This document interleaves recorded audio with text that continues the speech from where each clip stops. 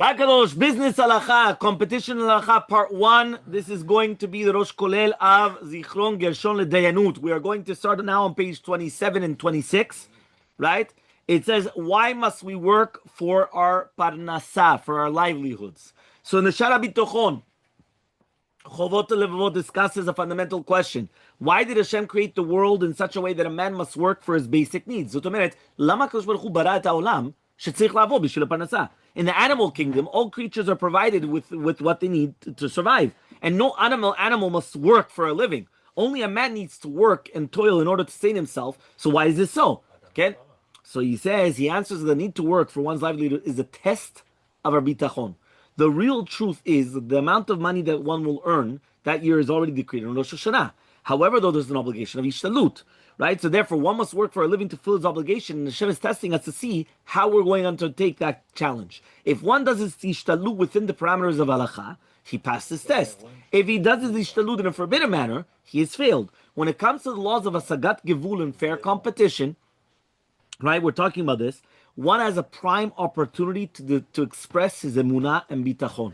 Why? There are many people who would never steal anything or sell defective merchandise. But when it comes to competing, they believe in the capitalistic concept of open and free markets and assume they could do whatever they wish in order to get ahead. They fail to recognize that they are bound by the halakha that dictates how and when one may compete with others. So to minute, what's so funny? No, go on. Yeah.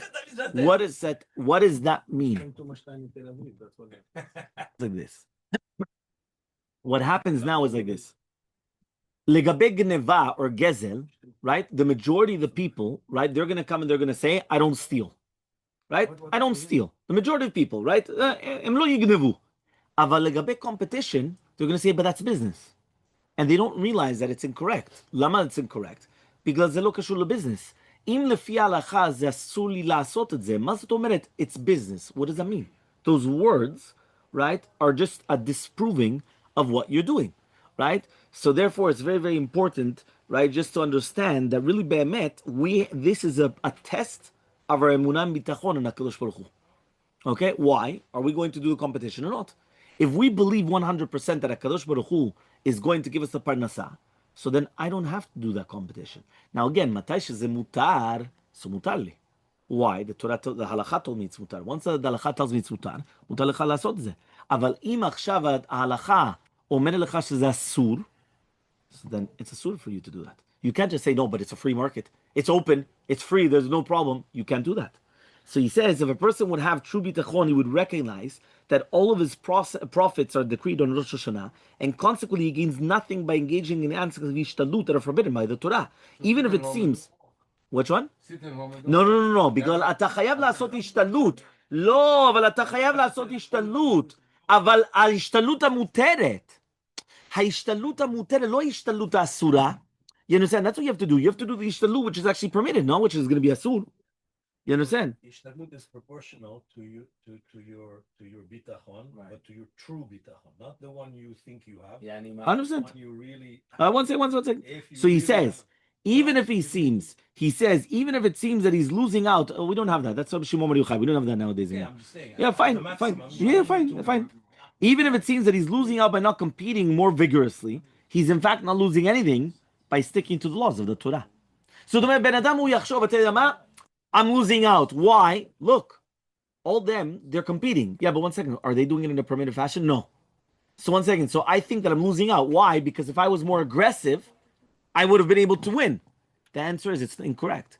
Because you right now, you just did according to the halakha. If you did according to the halakha, HaKadosh Baruch Hu is going to give you exactly what you needed. If you think that you're going to win because you're going to go out above and beyond, so therefore, okay, yeah, he'll show you the kilu you're winning. But if you're going to do something asur and right away you're going to get the box, as they say, nobody's going to do it in isur. So for sure, when you're going to do that, you're going to be gaining, and that's like anything in life. Hakadosh Baruch Hu does not come and turn you off right away. Person comes and he steals, he's going to have a success in the stealing. Why? Because Hakadosh Baruch Hu does not want that right away. He steals and he's going to lose. It doesn't make sense, right? He won't steal. He has to let him have that slacha in order that's part of the test. So therefore, he comes and he says, the Chazuni says it. He says one is halachically permitted to compete. competing can be part of his ishtalut. However, where halacha dictates that it is forbidden for him to compete, anything he does to that end borders on the prohibition of stealing. So if one has proper bitachon, he will be able to accept this, right? That this is the mandate of the halacha, and he's not going to lose by obeying it. You remember this was the Chazonish that we learned in Emunah Bitachon and Chazonish, that we said it was musar, right? But it was halacha, because we were speaking about the rodef and the nidaf. You remember we went and he said that what happened was that there were teachers, right? That people came from out of town.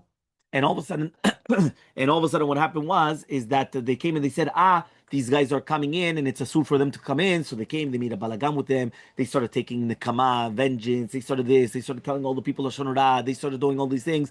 And then what? You come and you think, miskenim. But then if you realize, says the Chazonish, but if according to the halacha they're allowed to do that, so now it's the exact opposite. The people that were already in the city, they're not the nirdaf, they're the rodefs. They're the ones that are pursuers. They are the ones that are the wrong.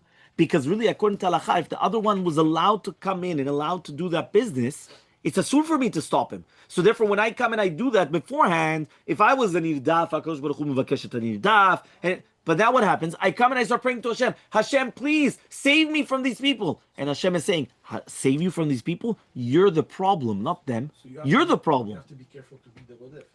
No, you always should be. HaKadosh Baruch Hu always loves the nirdaf. Yeah, that's what I say. You have to be careful. Not to be the rodef. No, you have to be careful if you put yourself in the position of a rodef.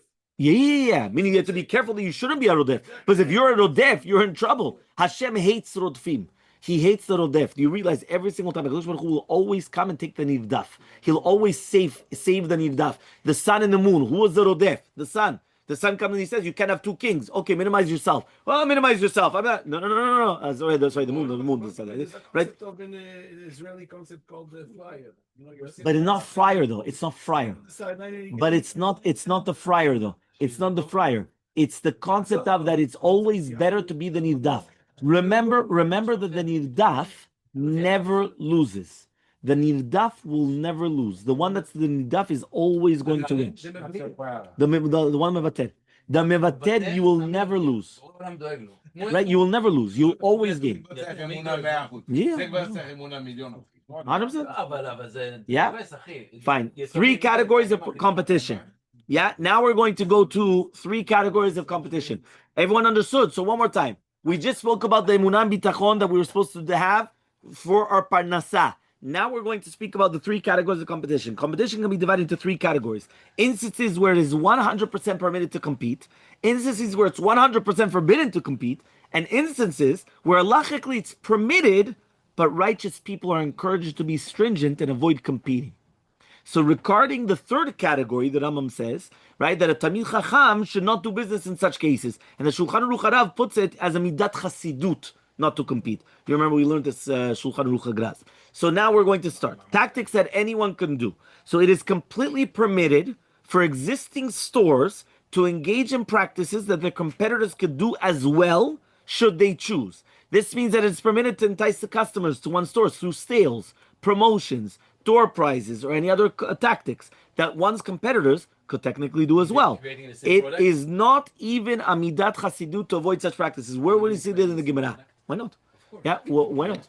100%. This guy never sold pizza. Now this guy is only pizzeria. So now we start selling pizza too? Yeah. More people will eat pizza. Yeah, you guys remember where we see this? The candies. You remember we spoke with us about the candies. Okay, number 2, locals and non-locals. From the Gemara Bavatra, right? He comes and he says, we learn that a local resident, he says a local resident is permitted to open a business in his hometown, even if a business of the same kind already exists, and he will be causing that business loss and profits. Whereas someone who does not live in that town may not open up a convenience store if he's going to be willing, right? He says, causing any loss to the existing store. To illustrate, let's say if someone is practicing law in a certain city, and a lawyer who lives elsewhere, right, wants to open up law practice in the same town. It would only be permitted if there's a need for a second lawyer, right, in the town, so that he won't be infringing at all in the business of the existing lawyer. If he will be infringing upon the existing lawyer at all, he can be restricted from opening. The same would apply to any other service, such as a painter, repairman, or any kind of a store. Although it is permitted for a local resident to open up a competing store, there's a midah chasidut not to do so if it's going to negatively affect the existing store's income. If one wishes to be stringent, like the midat chasidut, he will only open up the store if he knows there's enough business to go around and the existing stores will not suffer a loss. If it will merely just compel them to work harder, advertise better, or offer better service in order to avoid losing some of their income, that is not considered infringing on their business at all, and therefore there's no midat chasidut to open up in such a case. So that was the second case where, again, if it's going to be a non-local, it's a sur. If it's a local, it's permitted. There's a midat chasidut, but if it's just going to make them work a little bit harder, that's not. There's no midat chasidut even there. Does that include the ice cutting? Yes, that was the first one. That was number one. Number one. Not just this. Sometimes Loss leaders. Yes, that's permitted. they'll incur the Loss leaders. if Loss to leaders. Starve the other Yeah. one. Loss That's leaders. allowed. What? That's allowed. Not to starve, to get customers. Nothing, No. Yeah. nothing to kill him. It's to increase your business. But some Are you saying that You should know. You should know. Everybody does loss leaders. sometimes